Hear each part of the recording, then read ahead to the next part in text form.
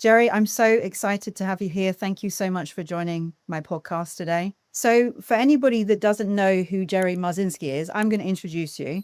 All right. So Jerry is now a retired licensed psychotherapist with over 35 years of experience. And he's worked in some of the largest and most volatile psychiatric institutions inside America. And he's treated the psychotic and the criminally insane. But what he's been investigating for quite some time is the thought processes and the voices of schizophrenics.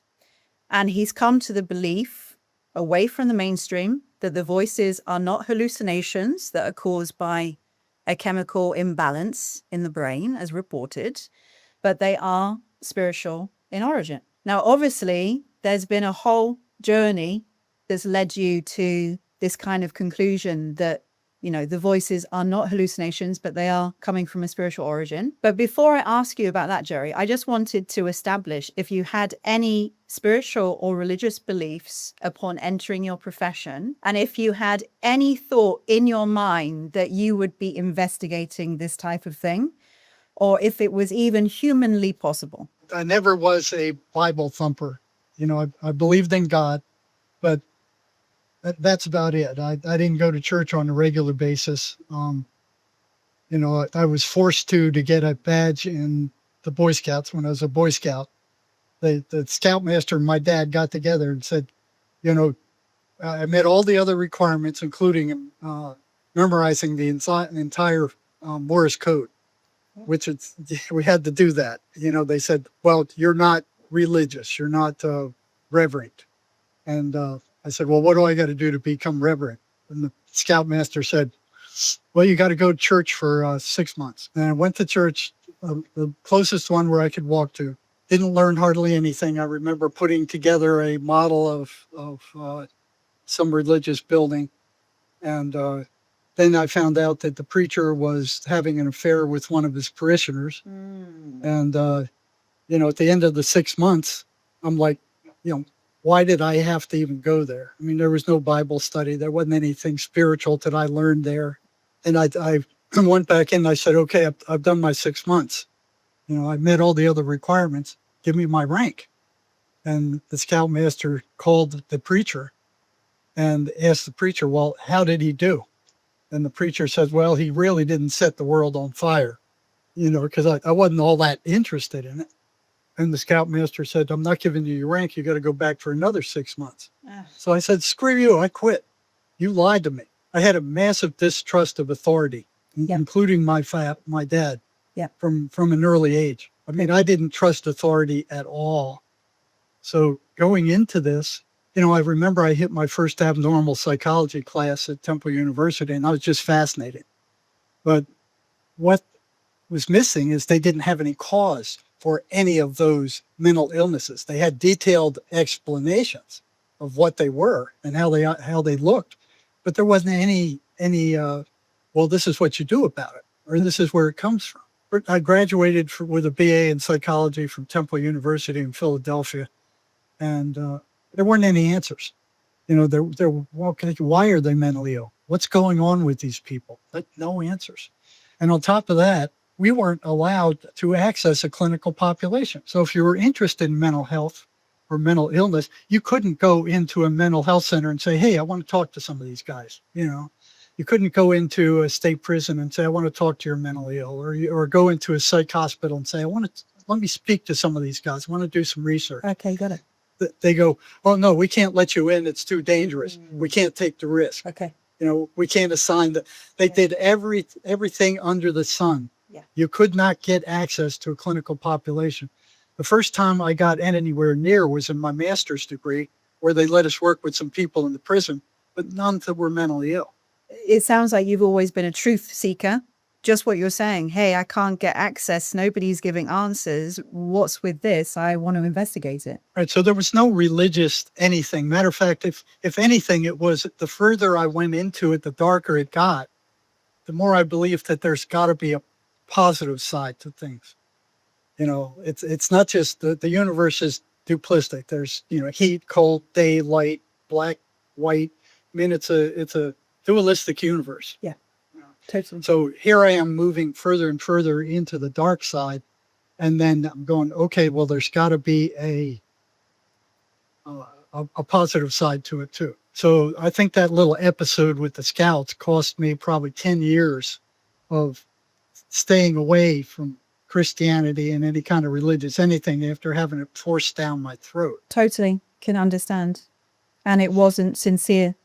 No, So, it wasn't sincere. It was fake. It was, just an abuse of power and a duplistic lie as far as I was concerned. Yeah. I was looking for answers. I didn't find any in undergraduate psychology. There wasn't any answers that I was looking for, and there was no way to get to a clinical population. You had to trust what they were writing, what they were saying. Yeah. And I remember I hit one paper where a clinical psychologist wrote it, and in the abnormal psychology class, our instructor wanted us to read this thing. And what it was saying was that if two crazy people, two crazy people each thought they were Starmer, for instance, came together, one of them would have to change to Macron. And I'm like, even as an undergraduate, I'm going, why should that be? Why would two crazy people care about somebody else having, and here's this clinical psychologist writing about all this stuff. And I'm like, that doesn't make any sense to me. Mm-hmm. So fast forward about, I don't know, probably 7, 8, 10 years. I got hired at one of the biggest psychiatric hospitals on the planet. There were 10,000 patients there when I got there. And I was assigned to a psychiatric ward. And I was doing my rounds one day. And I saw this guy talking to himself. So what they talked about in undergraduate and graduate school, they would talk about schizophrenics hearing hallucinations. Yep. But they didn't define what those hallucinations were. Yep. It's like auditory hallucinations. Yep. That's what, I'm like, well, what's that? It must be like a word salad, just blah, blah, blah, blah, blah. And when I got onto the actual ward around these people, I saw them carrying on coherent conversations, long arguments with somebody that I couldn't see. So it was like listening to somebody on a telephone. You could hear what they were saying, but you couldn't hear what the voice was saying coming in. Yeah. Remember one day I saw one guy, he was carrying on a conversation, walking around on the hall, and I didn't recognize him, so he was a new patient. And I tried to sneak up behind him to hear what that conversation was. I mean, what's going on here? And he caught me. I said, well, I'm Jerry. I'm the psych for this unit. I haven't seen you before. You knew. And he said, yeah, I just got here a few days ago. And I said, what's your name? And he looks at me and he goes, I'm Jesus Christ. I thought back and I'm like, okay. And I looked him in the eye and I said, no, you're not Jesus Christ, because I am. And I'm like, okay, what's he going to do? Is he going to change into Macron, or he's going to change into somebody else? I'm like, he thinks. He's cocked his eyes up and he's thinking for a minute and he goes, okay, we can both be Jesus Christ. And he walks off. So I'm like, what else did they lie to me about? Mm-hmm. What other lies did they told me? I found out later on that 80% of what psychologists publish is not replicable. So it's trash. It's garbage. And they're publishing because it's publish or perish in graduate school. If you don't publish and make the universities look good, then you don't advance. So they just publish anything. Yeah. So when I got up into the PhD program, I saw that for myself. One of my professors said, I said, well, I'm interested in depression. What causes depression? He goes, well, just run this experiment that this other guy did and just cast your vote, whether for or against. Just publish something. And I'm like, it is true. It's just, they just want to publish anything. So how much of the stuff in the textbooks that I was learning, how much of it was garbage? Mm-hmm. So here's my distrust of the entire field of psychology coming in. That must have made you feel incredibly angry. Very skeptical. I was very dubious, and I would ask too many questions, and I got in trouble for that. You don't challenge professors. They get pissed off. Yep. And the higher it is, the higher you get, the more pissed off they get when you challenge it. I can imagine. So when I hit the PhD program, they didn't tolerate too many questions at all. You could feel them, ramping up. So what do you think that's all about? Why do they not want to do truth-seeking investigations Because they think they know the truth. They think all this garbage they've been fed is the truth. I understand. They're brainwashed. They're brainwashed. Yeah. And so are psychiatrists. Same thing. The other thing I saw, these things kept coming. So once I was on the front lines, all these lies and duplicities started coming into play. Because I was now able to see for myself what was going on. What they were teaching at the time I was in graduate school was that it was like they started off with blaming women. Mothers are the ones that caused the schizophrenia by whatever they did.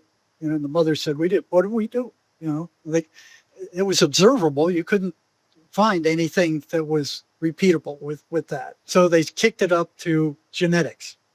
Okay. And they went, "Oh, there's a genetic abnormality somewhere." Yeah. And they got away with that for like 10 years while they're selling their toxic, expensive drugs.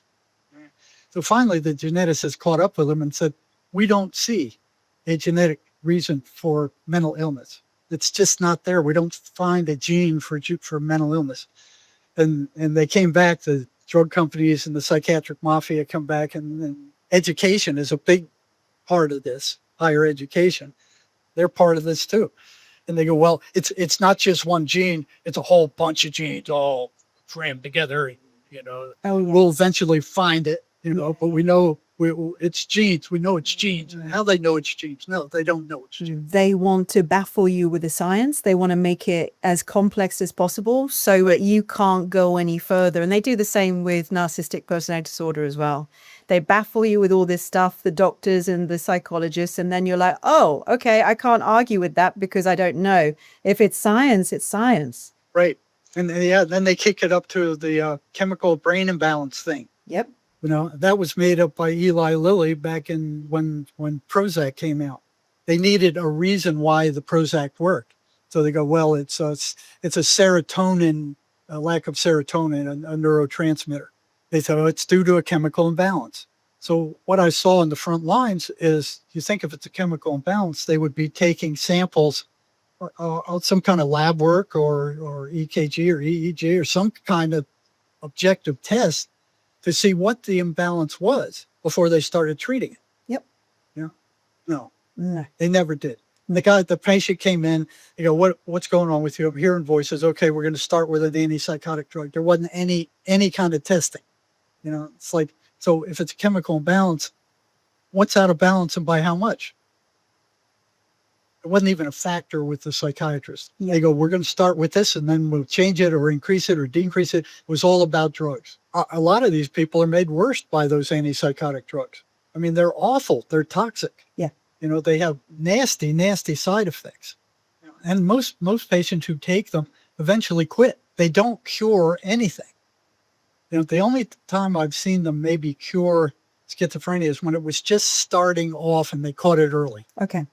But otherwise, it didn't cure anything. It just doped the people up. So they're using it for control. They're treating symptoms. They're not treating the cause because they don't know what the cause is. And they don't care to know what the cause is either. Well, but yeah, they're selling, $14.7 billion a year of antipsychotic drugs. Same thing with antidepressant drugs. So here in the U.S., 50,000 people a year are killing themselves, committing suicide. A good many of them on these antidepressant drugs.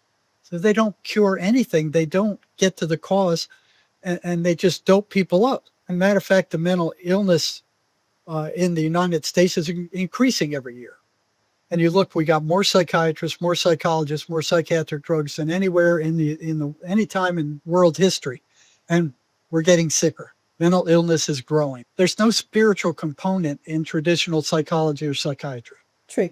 And they will rebel against it. There's a new energetic cutting-edge therapy out called the MACE energy method. It's an energetic psychotherapy. It's the only therapy that I've seen work in all the 40 years I've been doing this stuff. And it works two ways. It finds what we call a negative identity, which is negative energy that's trapped in the person's psyche. So it's energetic. It will go in there and it will completely drain energetically drained these negative identities. So the person no longer, they remember the trauma, but it doesn't bother them anymore. It's like something that happened in the past. You can read about it on my website again at jerrymarzinsky.com. John Mace, who came up with the system, found that energy flows from negative to positive. Right?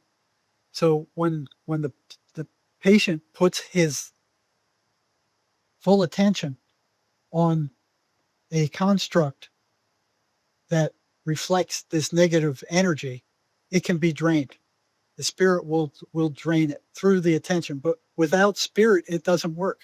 It works better than anything they got out there, and they're totally ignoring it. They'll lose control if we believe that we're more than just a body that can be treated with drugs. But I'm very curious because you just mentioned that about we're spiritual beings. How did you actually, if you can like map a little bit of your journey of how you moved away from those mainstream beliefs that these were hallucinations? I know that you've just spoken a little bit about it, but what made you specifically locate these voices to a spiritual origin, if there was something? See, when I was at the state hospital, I think the psychiatrists were afraid of schizophrenics because they were getting beat up by them at a horrendous rate, much higher than any of the other staff, higher than nurses, higher than psychologists. Their assault rate was equal to that of attendant staff that are with them 24 hours a day. And they were spending less time with these patients than any of the others. So I always was going like, what's going on with this? Why are they getting assaulted when they're only spending like 20 minutes a month with these people? Nobody knew what the voices were telling these guys, but it was clear that what was happening with the patients who were listening to these voices were getting into the most trouble. It was clear there's a one-to-one correlation between the voices and what the patients were doing and acting out. I'm like, oh, what are these voices saying? What are they? And I asked all the staff, and they go, oh, they're just hallucinations. That's what they've been taught in college. There's hundreds of staff at that hospital.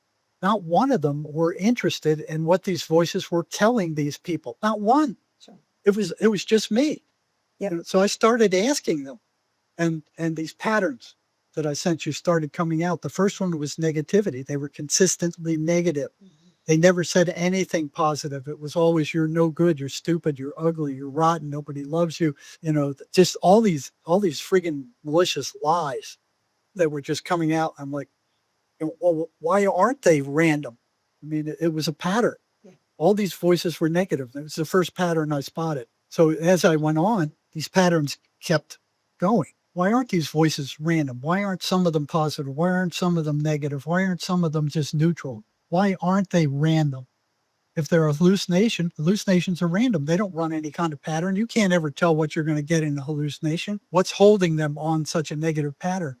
The second one was anti-religious. Patients came up to me and said, when I read the 23rd Psalm, the voices act like worms thrown on a hot frying pan. They get louder. They get crazy. They don't want me reading the Bible. They don't want me going to church. They don't want any kind of religious activity. So I'm like, what kind of hallucination would do that? So I was asking these patients at the state hospital, what are these voices telling you? And the first two patterns were the negativity, the anti-religious, and they were sucking the energy out of these people. So after the voices attacked them, they would have no energy left. Yeah. And it's the first three patterns I spot. But one of the patients I was asking questions of, his voices got upset and got him to go tell one of the psychiatrists that I was questioning him about his voices and that he didn't like it and he was upset about it. The next thing I knew, I've ended up in the psychiatrist's office in first thing in the morning, and him telling me the voices are hallucinations. You will not ask these patients about any more questions about them. They're hallucinations. You're making these people worse. And he said, you keep doing this, you're in trouble. It was only when I got to, when I took a job at the state prison that was now filling with psychiatric patients because they closed down all of the state hospitals across the U.S. It was here where I put together groups of schizophrenics who were willing to tell me in real time what the voices were telling them. Yeah. And that's where the real gist of what these things, how they operated, the patterns they ran really came out. Because if one of those prisoners went to the warden and said, this guy's asking us questions about the voices, we don't like it, The warden go, get out of my face, man. Go play in the traffic. Go get out of here. That didn't even hit the, the trigger line or prison stuff. For years, I was able to study these voices until schizophrenics started recovering. Okay. And the voices were completely gone. And when the psychologist found out about that, the chief psychologist, he started doing an investigation. I knew he couldn't deal with it. So he started questioning the patients I was working with that had recovered. And they knew what he was up to. They wouldn't give him any information, and that infuriated him even more. And so there was one day where they had this one patient who took an MMPI before he got to the prison. This is like the gold standard psych test of psychology. He came out as psychotic. Okay. The investigator he sent down to question this guy asked him, what's he doing in there? And he wouldn't tell him. He said, okay, I got an MMPI and you're saying that you were psychotic when you came in. Would you take another one? And he did. And he came out, valid profile, not psychotic anymore. That drove them crazy. And I was thinking they'd be happy about that. Oh, no more drugs, no more, they don't have to pay for these expensive psychiatric drugs. They don't have to take up psychiatric time. Mm. They weren't happy about that. They were pacing around like demons. It was like frantic that there was a cure for schizophrenia. There was some way to treat it without drugs. You were then a massive threat. You were invading on their territory. They weren't in control of it anymore, and they didn't like it. No, they didn't like it. They made my life hell. Yeah. But why do you feel that the mainstream rejects and keeps on denying all of the evidence that is presented to them? Because I think it's money and arrogance. I mean, psychiatrists are some of the most arrogant doctors I've ever seen. Okay. We got it. We're running the mental health system, and they are. Yeah. So if they're completely brainwashed by the universities, thinking that mental illness is a physical manifestation. I mean, there's something wrong physically. None of their drugs are curing anything. Their antidepressants don't cure depression. Their antipsychotics don't cure psychosis. They're only treating symptoms. Yep. And they're doing it very badly. Yep. Yeah. And they don't want to believe in evil spirits or even spirits. It's scary, isn't it? It is scary to open up that realm of possibility, because then we have to confront a lot of things. Like we have to confront the possibility of the existence of a God or, a divine spirit. And then we start to confront the possibility of the other side, evil spirits. Yeah. And it's too much for most people. So I believe a big part of the denial is because it's just too much and people want to remain in control. I was denying for years. I didn't want to believe that these things were evil spirits. I just didn't want to believe it, even though I was talking to them with these patients that agreed to tell me in real time. I'm like, well, something else must be going on. It must be something with their subconscious or some, abuse in their background, because they all had some kind of terrible abuse in their background. So when these patterns started coming out, there's 23 of them. They're on my website at jerrymarzinsky.com under articles. Okay. Any of you who are working with schizophrenics can go there and see them for yourselves. They're right in front of your friggin' eyes. Go get a copy of those patterns. You will see them. I was in denial for years. I didn't believe it. I didn't want to believe it until I got these patterns, and I go, okay, I wonder what would happen if I started messing around with these patterns. What if I started blocking these patterns and doing the opposite of what these guys want? These patterns were, not very long after that, the patients I was working with at the prison, they'd come back and they'd go, the voices don't like you. They don't like what you're doing. They don't like the homework you're giving us. Mm-hmm. They're telling us not to come back here. And I said, well, that's pretty odd for a hallucination. Mm. If they were upset, the voices were upset by something, I would tell the patient, give them more of the same, with something that would have seriously got me in trouble at the state hospital. Okay? And the prison was set up for violent behavior. I mean, anything that these guys did could be handled. So here I kept disrupting these patterns, doing the opposite of what these things wanted. And the patients, the prisoners, one after another, kept coming in. The voices don't like what you're doing. They don't like us doing what you're telling us to do. Yeah. They're telling us not to come back here. And then one day, one of them, as he's about leaving the office, he turns around and he tells me, he goes, you know what you're doing is dangerous, don't you? And I just looked at him because I didn't think so. I mean, they're in your head. They're not in my head, you know, but I didn't say anything. I just looked at him like, where'd that come from?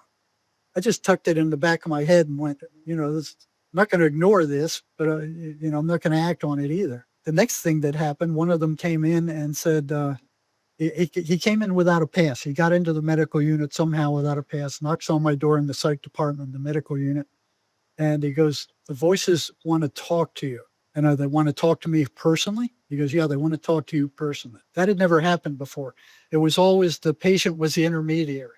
The patient would tell me what the voices were saying. Then I'd tell the patient, you know, go tell the voices to go stick their head in the toilet or something like that. There's always an intermediary. There wasn't any direct communication between me and the voices. It's always through the patient. And he goes, they want to talk to you personally. And I'm like, whoa, and what's going on here? So I said, come on in, close the door. And I said, well, what do they have to say? And these words came out of his mouth. You have no right to interfere with our way of life, our plural, you know, and I'm like, boom. It was like, hit me like a baseball bat on the back of the head. Yeah. And I'm looking at him and he goes, that wasn't me. I didn't say that. That was them. That came from them. It wasn't me. Then I said, tell them this or something like that. He said, I don't need to tell them anything. They can hear everything you say. They can see everything you do. And that took me back too, because I thought it was the patient who was seeing and transmitting the information to the voices, but they were able to see straight through his eyes and hear straight through his ear, just like another entity is present in his psyche. And that took me back too. So here's two major blows. And, you know, I was like, boom, that did it. I said, they are entities. This is not a hallucination. These are entities. I was shook up. You know, I was stunned. I was always ask these guys questions. I would bombard them with hundreds of questions. And I was reading this book by Miguel Ruiz, where he talks about these things and talks about them being energy parasites. Brought that book into the prison and brought this guy in. And I said, I'd like your opinion on this paragraph. And this guy, he was a shaman, Miguel Ruiz. It was The Voice of Knowledge he wrote. And I read it, and, you know, as soon as I got to the part where it was being exposed that these things were energy parasites, this guy turned into a zombie. And this crackling erupted behind my head. It sounded just like an electric arc welder. It was very loud. It was like crack, crack, crack, crack. And then it started moving, and it started moving up the wall. I couldn't see anything. I couldn't smell anything, couldn't feel anything, but I sure could hear it. It was loud. And I look at him and I say, he's just staring at me with these zombie eyes, like he's like stiff, just straight stiff, just staring at me. I'm thinking he's going to attack. So I push my chair back against the wall in case he comes at me. And I ask him, do you hear that? And he doesn't respond. And this crackling just keeps going on. It goes all the way up the office wall on the right-hand side and then across the ceiling. And I'm trying to keep my eye on where I hear it and watch him at the same time, because I'm not sure he's not going to attack. And it goes across the ceiling and then down the left-hand side. And I'm trying to watch it and watch him at the same time. And then it jumps into this Rubbermaid trash can just right next to my leg. And I look down in there, there's nothing there. There's crackling in there, but there's no paper in there. There's nothing in there. And then just all of a sudden, just like that, it disappears. Boom, it's gone. And I'm looking at him, and he gets up real slow, and he goes, I gotta leave. You know, and I'm like, yeah, get out of here. Get out of here. Go. I don't want to see you again. And he leaves, and I was stunned. I mean, I closed down my office. I stared out the window for the rest of the time. It was like proof positive that something else was going on here. And it was like, I think 2 or 3 months before I got the courage to call him back. And when he comes in, he's got plenty of energy. You know, like I was expecting him to be drained to death, you know, with something like that roaming around inside his head. No, but he looked good. And I said, well, you look good. You look like you have plenty of energy. I said, they didn't drain you? He goes, nope, I'm doing what you told me. And I'm able to hold them off. I haven't got rid of them, but it's like a Mexican standoff. Yeah. You know, I said, sit down. And I said, the last time you were in here, did you hear that crackling? He goes, yeah, I heard it. But he says, I was surprised you heard it. And I asked him, I said, what in the blazes was that? And he said, that was them. And I go, them who? He goes, the voices. And I said, what in the hell were they doing? He said, they were trying to scare you off. I said, well, they did a damn good job of it. 3 months before I could call him in. And he had this zombie look on his face when he left my office. I said, well, what were they telling you as you walked out of my office? He said, they were telling me to go get a shank and stick it in your gut. Shank's a homemade prison knife. I'm going, no, he wouldn't do that. I've been working with him for 6 months. He wouldn't do that. I said, why didn't you do it? He said, I couldn't find one and nobody would give me one. So it was like, that was another, these things are real. They have so much power because they're completely invisible. Psychiatry is one of the major enemies, psychiatry and psychology, to enlightening people about their existence. Because you look at what's happening, everybody hears a voice in their head all the time. It's always gabbing to you. It's telling them, blabbing this, blabbing that. Who's listening to that voice? It's the same thing with the psychotic voices. They want the person to believe that the negative ideas, the negative thoughts that they're putting into their thought stream are them and belong to them. Yep. And I've had a number of patients ask them straight up, who are you? What are you? And the voices would say, we are you.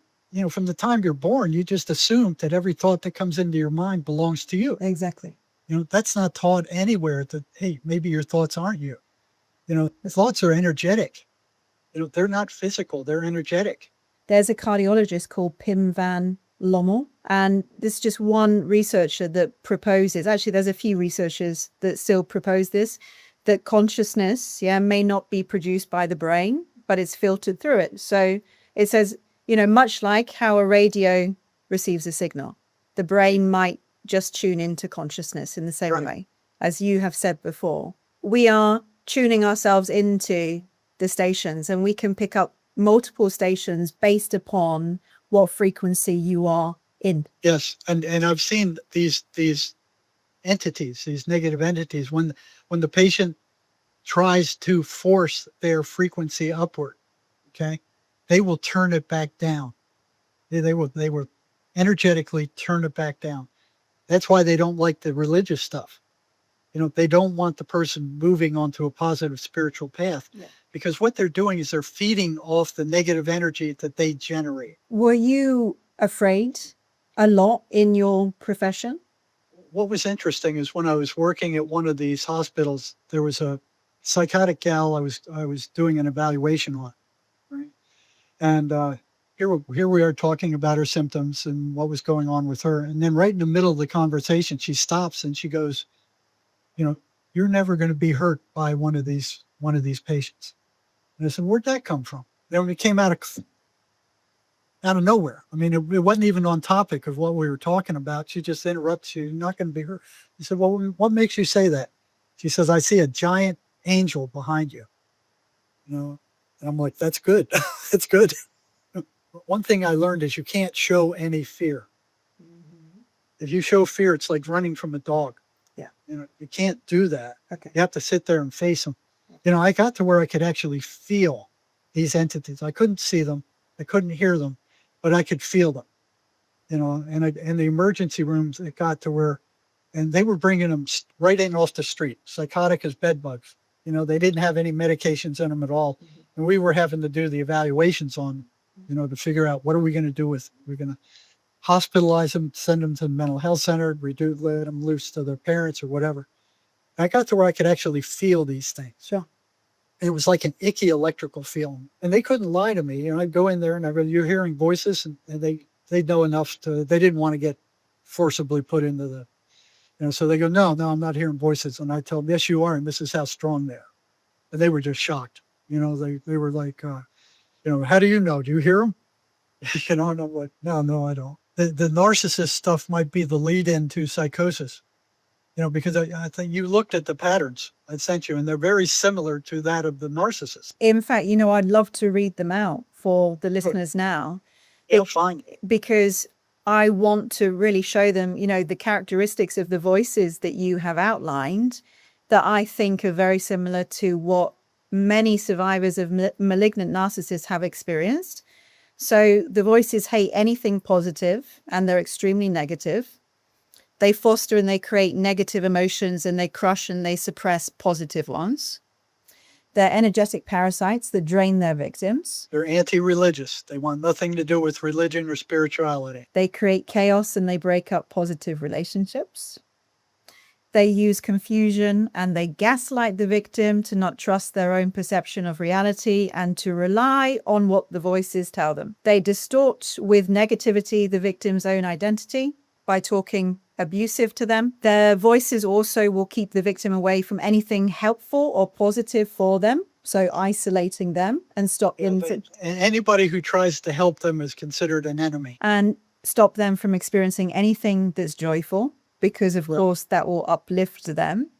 The voices are masters of deceit, lies, and deception. Consistent liars. They lie about everything. The voices are highly manipulative. They demand the attention of victims. They foster self-destructive behavior. The voices make victims have selective forgetting to forget anything that isn't running on their script, which obviously gives them power and control. So you said in your work basically that the voices of schizophrenics, they seem to be all from the same cookie cutter. And yeah, they all run these same patterns. Yeah. It's like some big cosmic cookie cutter out there, because these patterns are the operational definition of what they are. The same is true with narcissists, because they're all running on the same playbook. It's exactly the same. Like, I speak with lots of different people because I do sessions. Plus, obviously, I have my channel, so people comment on, email me all the time. Doesn't matter who they are, where they are. I can tell you their experiences are pretty much exactly the same. And everybody always thinks when they come to me with their spiritual encounters that they think they're going crazy and it's such a crazy thing and they're scared to speak about it. They don't. It's only them. They think it's only them. It's very reassuring then to know, no. And obviously it goes against the mainstream. And the psychologists call this woo-woo. Until they wake up and see that we're energetic entities and the mental illness is due to a energetic cause, they're never going to get a cure for schizophrenia or anything else. They're going to just keep drugging people's senses. You might not know this because I know that narcissism isn't your, field of expertise, but the closer that you become to a narcissist, the worse it gets. If you try to love a narcissist, they will try to destroy you. Yes, I've seen that. I've seen that with schizophrenics too. I remember one was in the prison where this prisoner was telling me he found a very beautiful, very nice girlfriend and slowly destroyed her. The structure of narcissistic personality disorder is often based on trauma, even though for narcissists and psychopaths and narcissistic psychopaths, there hasn't always been that trauma, but for most of the time there has been. So what's happened? Okay. So they disassociate from the trauma? Yeah, they disassociate from themselves and the trauma. But the difference with narcissistic personality disorder is there's an interruption in their becoming of an actual real self. So the self is not fully formed. The lights are on, but nobody's really home. So they have disassociated so much from themselves that they don't have a core identity anymore. Yeah, from their spirit. Then you see, I started to think of in my holistic and spiritual mind, well, what does that actually mean spiritually if you have never fully become and you're an absence masquerading as a presence? For me, that would make more sense then for these energetic invaders to come in and take hold, because you've fractured away. And they put the thoughts in the mind of those guys, just like they do with schizophrenics. Yeah. I think most narcissists are still somewhat functional, but by the time they get to schizophrenic, there's a whole gradation of their going from semi-functional to non-functional. Narcissists are very much in control. And I wonder whether it's the fact that their real self is fractured off somewhere. It's somewhere, but it's not really present. And I wonder whether that makes it easier for them. Well, I think at some level they feel out of control, So they over control like an alcoholic does, you know, to go, I'm taking control, because they realize things are going wrong in their life and they can't control it. Yeah. You know, their relationships are shot. They're getting fired from work. People hate them and they're moving away from them. They know something is wrong, Yeah. but they don't know what it is. So they control. They have no ability of actually introspecting. No, everything is outside. Everything is somebody else's problem, Right. you see. Just like schizophrenics. Yeah. You know, it's somebody else's problem. It's being projected outward. Yeah. But schizophrenics, what I saw trigger them, and this was fascinating, is that when I was working in the ER, they didn't want you working with the patient. So I was thinking, what information can I give these people where I won't get screwed in the process, but give them something that they can work on, you know, something they could take out of the emergency room with them, some truth and I was always afraid they were going to run to a psychiatrist and tell them, you know, that was always like, so I didn't do it with all of them. I just did it with the ones I felt I could trust. You know, I would tell them the voices aren't you. They don't belong to you. You know, they're not hallucinations, which would automatically got me in trouble with psychiatry. And the second thing is they're parasites. The voices did not want to be identified as parasites. When I was working with patients, even back at the state hospital, I'd noticed that after the voices came, these patients were drained.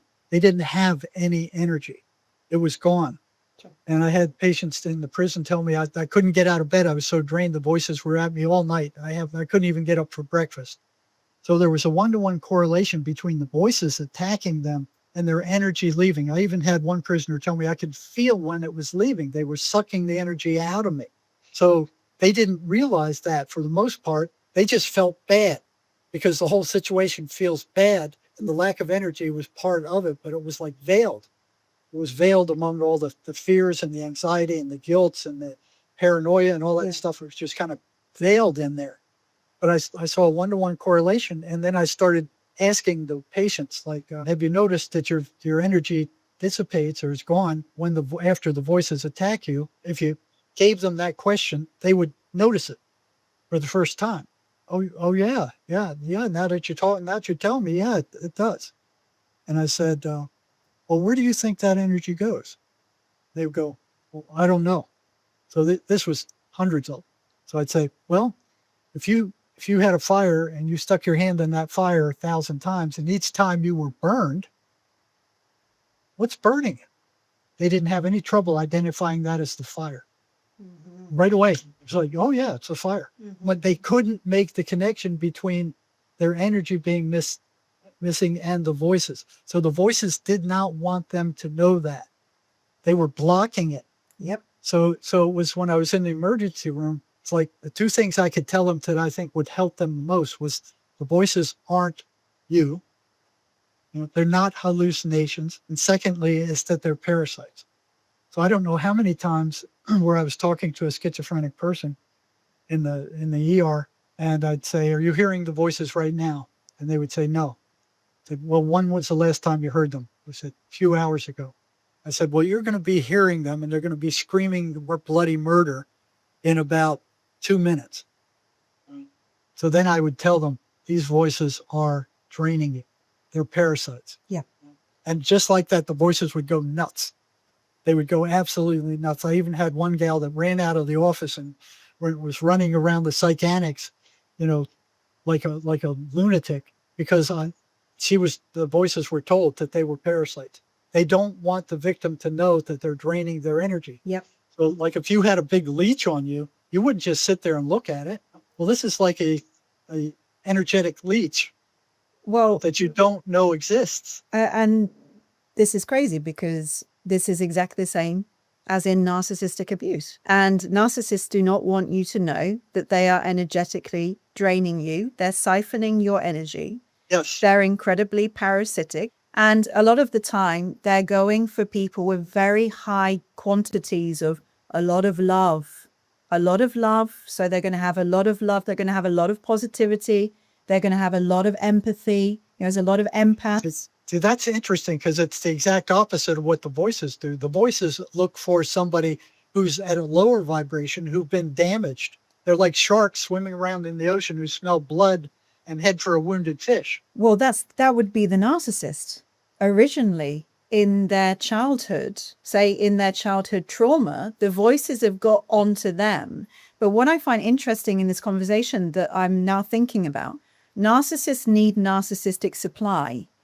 If they are without narcissistic supply, they go into narcissistic depletion, which could lead them to narcissistic collapse. If they're not getting the energy, the machine can't run because they're very much a machine. And I believe those energetic parasites are feeding on them.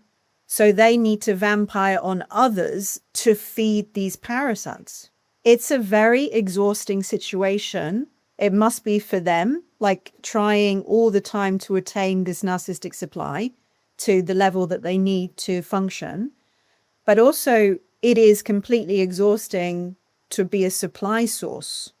And you won't know that your energy is being drained until probably you're in such a terrible state. And many people leave those relationships, unfortunately, with very serious illness, disease, and some of them don't make it.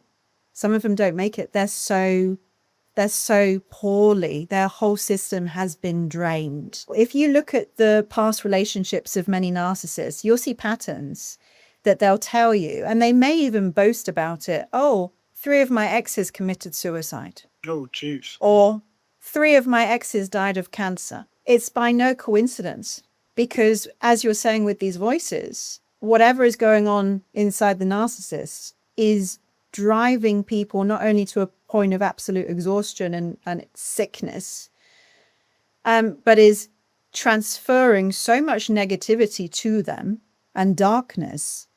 I was working with one yesterday. They cause a lot of damage. I've had a lot of people come for May sessions who were the wives or girlfriends of narcissists who have left them in a wreck. Yeah. They were just in a wrecked form. Well, what's interesting with psychotics and schizophrenics is that these, when they're enraged, these voices give them a tremendous amount of energy. Yeah. Narcissistic rage is a key signature of narcissism. Ah. Many times they'll have superhuman strength. When you're around a narcissist, they're very disagreeable people because they're very high conflict. They need to be in conflict all the time. They need to be creating fights. And yeah, it might be the same entities. They're probably fed energy, or they gather energy by having those kind of explosions. When they get enraged, they're given supernatural strength. Mm-hmm. And I talked to one devil worshiper once on one of the prison units, and I said, you're not like the other schizophrenics. You're hearing voices, right? And he goes, yeah, I'm hearing voices. And I said, well, how come you're not depressed? And it says, well, they're giving me energy. And I said, well, what do you do with that energy? He says, they give me tasks to do. They give me jobs to do. And I didn't want to go into, this guy was spooking me out anyway. He said, they give me energy to do things. And he was psychic. He said, I can visit certain cells in this other prison 100 miles away. He said, I can psychically travel there and communicate with the prisoners in those cells. Yeah. Many narcissists have occult knowledge. And I'm talking again malignant narcissists because we're going down the more extreme end of the spectrum that I believe have these entity attachments, even possessions. And the occult knowledge has never been studied by the actual person. And yet they have knowledge of things, and many of them are using I'm not going to say they are using dark witchcraft. And again, many of them have never studied that in their lives, but there is some sort of knowledge coming through them. Yes, I've seen that with schizophrenics who were meth addicts. They would tell me, and it's not just one, it's scores of them would tell me that when they ran out of meth, the voices would tell them where to be and when to be there. And some stranger would come up with the meth, and there was others where the voices would tell them which houses to rob, when the people in the houses were up, when to get out of there, where to hide. going back to the fact that the voices are anti-religious. Okay. And when I say anti-religious, we're going to expand this, aren't we, to anti anything that's of love, of God, Yes. of truth, of Right. yeah, anything that is, so it doesn't, Positive. yeah, anything positive. Doesn't have to be a church, but it often can be to do with blessings or prayers or, you know, hymns or healing. Usually they don't like healing or anything that's been blessed, you know, anything like, I don't know, a piece of Holy water. They can't stand holy water. holy water.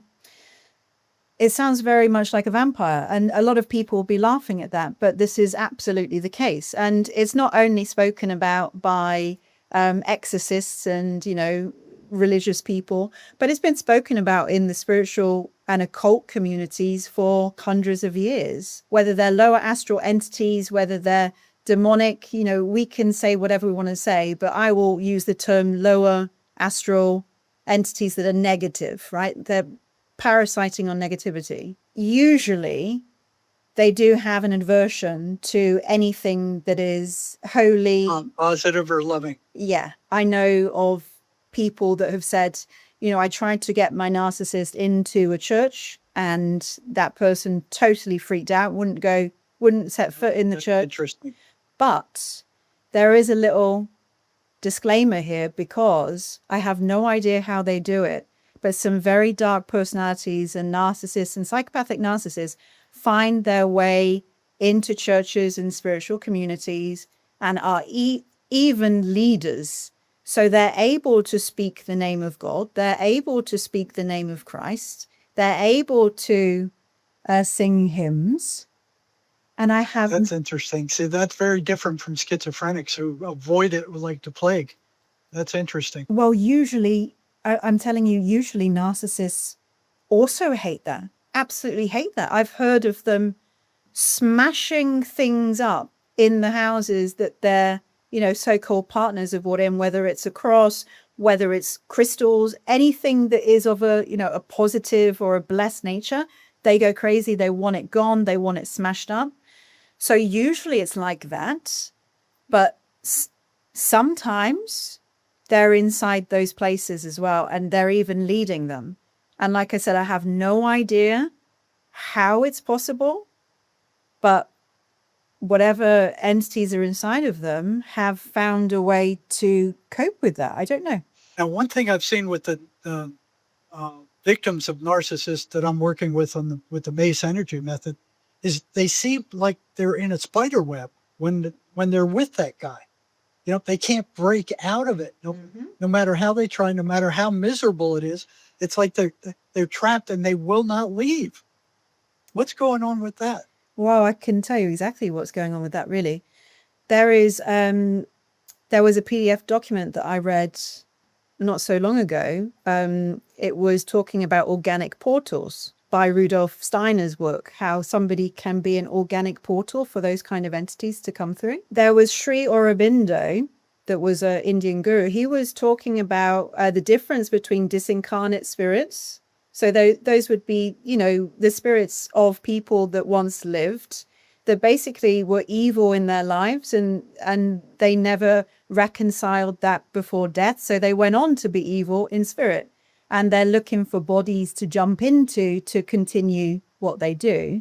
It's the same thing with alcoholism. These dead alcoholics who haven't moved on are looking for somebody who's drinking heavily to jump in there so they can take over, Yeah.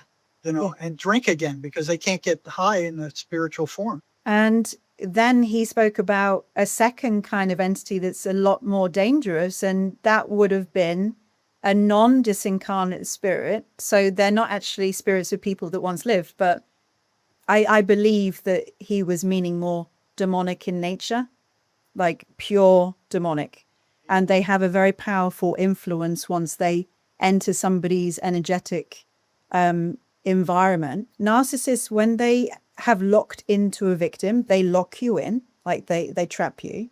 What they want to do is they want to get you moved in together as soon as possible. They can have, I'm talking about these entities, whether it's disincarnate spirits or demonic entities, whatever they are, they have more control and power over you when you are at physical proximity to them. So if you live under the same roof, they've got absolute control of you. So when I work with, survivors of narcissistic abuse, victims of narcissistic abuse, my number one ask for them is to get away physically. Because when you get out of their physical proximity, like I found out, because I changed countries, I gained clarity and I started to reconnect with myself. They confuse the hell out of you and they drain you.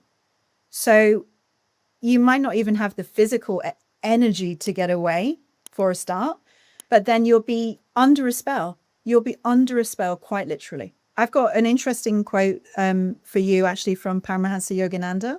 And I think that this is actually true for your schizophrenic patients and has a lot of truth for narcissists as well. So the quote is, if one leaves his car unlocked with the key in the ignition, any uncouth character could get in and drive it off. That's why I recommend with all the people I work with is get on a positive spiritual path and stay there. That's the only thing that's going to keep these out. Yeah. Even in the Bible, what Jesus said about, you drive these things out of the house, and if you don't refill the house, they will move in with more. And I've seen that with schizophrenics. They're thinking that schizophrenia, because the psychiatric mafia kind of presented as an illness, they think it's something like, an infection or something where you take an antibiotic and the infection clears up and it's gone. It's not like that. You get rid of these things. You have to keep working to stay on a positive spiritual path to keep them away. Yeah. So yeah, there was one gal where her voices weren't that bad. And next time I talked to her, she said she had different voices that were there. I said, well, what happened to the one you had before? She said he was removed because he wasn't doing a good job. He wasn't being mean enough. When we speak about narcissists, there's a spectrum that I've touched upon in this discussion, where obviously the further along you become, there's a threshold. If you cross that threshold into the darkness, you're not going to come back. The same way with schizophrenia. Really? They want you to cross that threshold and stay insane. The co-author of my book, you want to find out how we came to this conclusion. Yeah. Sherry Sweeney was hearing voices when she was a young woman. She said they were telling her, just let go, let us take control. You'll be hospitalized. You won't have to worry about anything. They'll feed you. They'll give you medicine. We'll be, protected in this hospital. I remember her telling me that story. And it was 10 years that I knew her before she told me she was hearing voices. Oh, really? 10 years. She was scared to come forward with that kind of information? Yeah, because there's such a stigma with it. Yeah. And then one day I was talking to her about some of the prisoners I was working with at the prison that were schizophrenic. And she said, oh, I know all about that. I said, well, how do you know all about that? Because she's one of the most spiritual people I know. She said, well, when I was a young woman, I was fighting with those things. I was struggling with them. And I didn't believe her. So I started asking her questions that only somebody who'd been there could answer correctly. And it was like, boom, boom, boom, boom. She had one after another, after another, after another. Right. She was there. So we started comparing notes, and I started asking her about stuff, different prisoners I was working with based on her experience. Finally, one day we went, we need to let people know about this. We need to write a book and get it out there so people know what these things are. So I wanted to ask you, once they know that the voices aren't them, or even before, do they want to get better? I think most of them do, but it takes a lot of effort. Of course. It's not easy. Yeah. You have to fight back against them. You have to realize that there's an enemy there. Yeah. And that it's not your mind, that these things are coming in from the outside and what they're doing to you. Yeah. I had one guy write me back. He said, I saw your videos, and now I know that these things aren't me. I can handle this. But that's the opposite of what the psychiatric mafia and the medical system are telling. I understand. Narcissists don't want to get better. Yeah. And especially, like I say, when they're into malignancy, when they have psychopathy as well, their behavior benefits them so much. They don't see anything wrong with it because their entitlement's so high. Being reinforced by it. Yeah. See, that's very different from the psychotic who's in the pit of hell. You know, they're down there. These voices are telling them, kill yourself. They want to escape it. They don't know how. Yep. They don't realize that those voices are not them. So with the narcissist instead, they're going to find people, and usually, I mean, they're targeting the best people that they can find, really good souls. They don't target bad souls because they're not going to be able to get anything out of them. But they seem to take a great deal of sadistic pleasure in bringing somebody that's really good, very loving, down. And so instead of, killing themselves or hurting themselves, it's all targeted to hurt others. So while they're a wrecking ball going around, they destroy people's lives. And because they're cloaked and they wear such an amazing mask, 95% of the people that interact with them probably don't know. Is there any way to tell from the beginning? Is there any clues that somebody could tell that, well, this person is a narcissist before they get involved with them? There are so many red flags that we will receive. And you know how we feel it. We feel it through that divine connection, through our intuition. So pay attention to your gut feeling. It's the gut feeling, yeah. Until this is taught, like at an educational level, probably exactly the same as you would like this information taught to people about schizophrenia. We need to rewrite a lot of stuff, especially our education system, so people know good and evil exists in the world. And the churches are at fault for this too. They don't want to bring this stuff up. Jesus, 23 times in the Bible cast out these evil spirits? Yeah. I mean, that should have at least woken them up to the presence of these things. But they don't want to deal with it. You don't find churches teaching about how demons operate. Manuel Swedenborg talks about the dark side. He talks about these spirits. He lived in the 1700s, it was 300 years ago. He wrote a book called Heaven and Hell, which is one of the first things that woke me up to them. Because there was a clinical psychologist in Northern California who wrote a book called The Presence of Other Worlds. And I read that and I went, oh, that's interesting. And then I saw that these voices that the schizophrenics were hearing were exactly what Swedenborg was describing in his book, Heaven and Hell. Wow. And Deussen was trying to make friends with them. He was trying to learn from making friends with them. And he didn't get a whole lot of knowledge that way. I knew they were enemies. I knew they were evil from the start. So I was, from the very start, trying to destroy them or get people free from them. A lot more information came out that way. When you try to destroy them, they react. They want to survive. A lot more information shows up. One of his psychotics, he gave the voices an MMPI, which is like the gold standard of psychology test. And he said, I'm going to give the patient, and he tells the patient, I'm going to give you this test. I'm going to give your voices this test. And he also gave them a Rorschach. He wanted the voices to take the test separate from the patient. And he said the results showed that the voices were much more psychotic than the patient was. I found that interesting. Wow. The most dangerous time in a survivor's life is when they leave. Is when you attempt to leave. Because just like what you were saying, you're threatening them. You're threatening their power and control, and they're not going to be able to do to you what they've been getting away with. And that's when it becomes really dangerous. When you threaten them directly, when you threaten their survival, that's when they're unleashed upon you. That makes sense. Yeah. That's important for people to know that. When I had that experience that left me shell-shocked and on the bed and staring at the walls, the reason it was like that is because I got the information that there were definitely entities present inside the narcissist, and that I was in a spiritual battle for survival, and it'd been spiritual warfare the entire time.